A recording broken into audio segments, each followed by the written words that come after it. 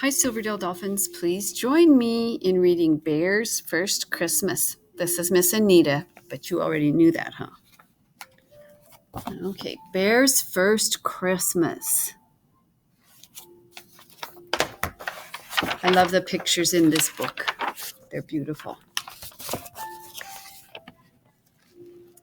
It started to snow, and a bear very young caught 2 or 3 flakes on the tip of his tongue. The coming of snow could mean only one thing. It meant that the bear had to sleep until spring.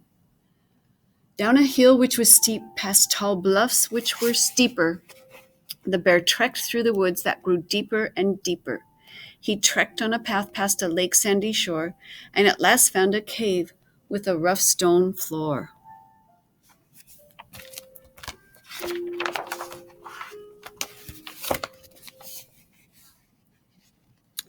At the mouth of the cave, the bear noticed a tree, which struggled to grow where no tree ought to be.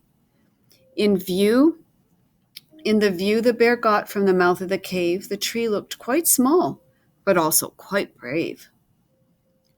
As he rested his head on his furry soft paw, the brave little tree was the last thing he saw. Then his eyes closed, and on the rough stone he drifted to sleep, all alone. All alone. The winter closed in, and days passed, while the wind from the north blew its shivery blast. On the floor of the forest the snow rose and rose, and the lakes and the streams and the rivers all froze.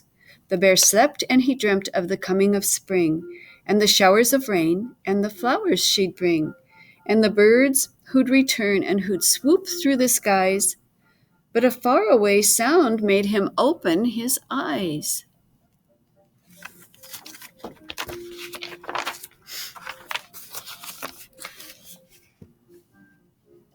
He stepped from his cave, and he looked toward a hill. The shadows he saw all remained very still. But on wings of the wind from across the cold ground came the strains of a soft and mysterious sound.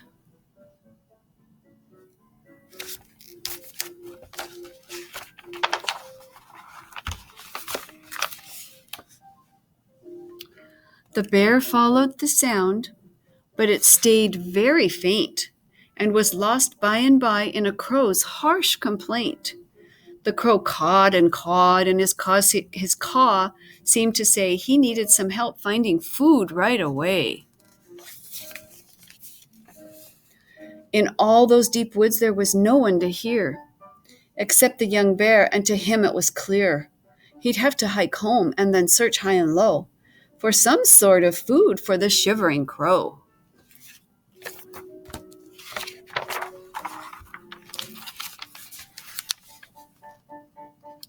Homeward he trudged, with the snow to his knees.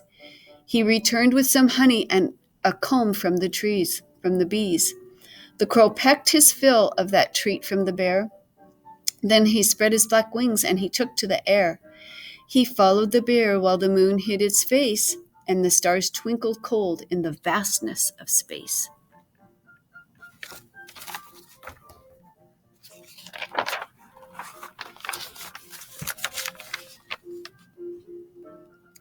They came to a bog where a moose with his teeth tried to scrape at the ice for the weeds underneath.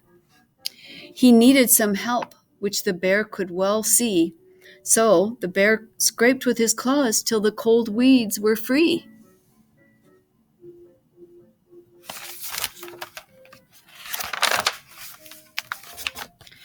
The moose ate and ate. When he'd eaten his fill, he followed the bear and the crow round a hill. The wind whispered sharp, and the night grew unpleasant as the bear saw ahead the crushed home of a pheasant. A branch overhead had let loose loads of snow that had smashed the bird's home with the force of a blow. The pheasant had chicks, and the chicks' cries were pleas that said to the bear they were scared they would freeze. A nod from the bear let the frightened birds know they should follow the tracks that he made through the snow, which they instantly did on the chance that they might, with his help, find a place to be safe through the night.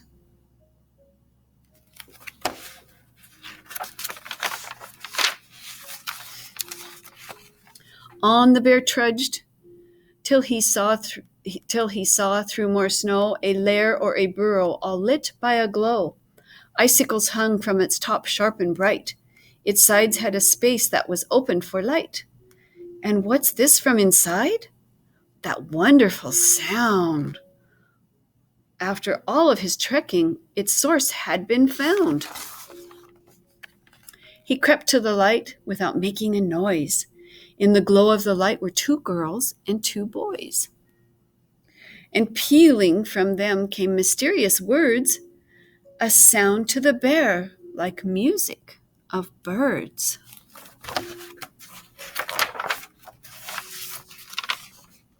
He stood and he stared. His eyes grew more wide, for there was a wonderful glowing inside, a glow with warm rays like the sun at its rise, a glow cast from faces, a glow cast from eyes, but a glow most of all from a wonderful tree that the beasts out of doors were astonished to see. A tree dressed in lights, each shiny as dew. What the lights meant, though, no animal knew.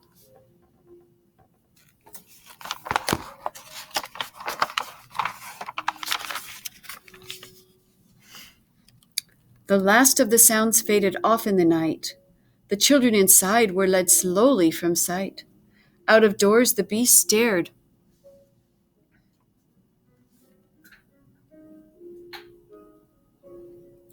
They stared as the last embers fell. They thought and they thought, but still they couldn't tell what the meaning could be of the music, the lights, and the gladness inside on this darkest of nights.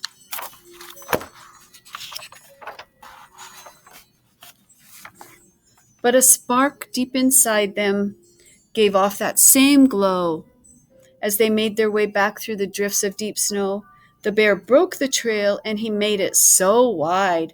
The moose, who was giving the birds all a ride, could quickly and easily follow along as the birds on his back sang an improvised song, which was only caw, caw, and merely tweet, tweet, but was shared, and by sharing grew more and more sweet.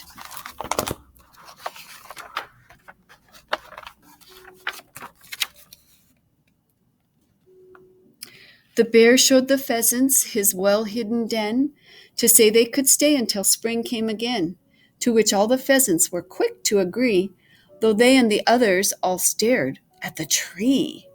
At the crooked, the ragged, the struggling tree, at the tree that was growing where no tree should be. For the moon in the sky had sent down a bright beam that touched the tree's branches and made them all gleam, almost as if, in the dark of the night, the tree had been graced by a magical light.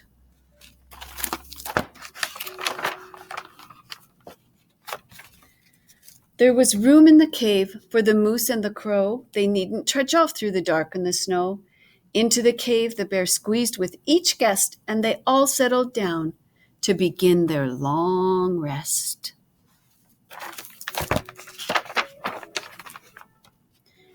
They slept, and the tree shed its marvelous light all through the freezing and long winter night.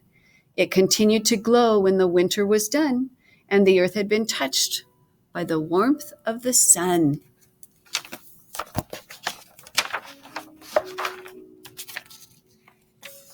And the bear in new treks knows the light never ends.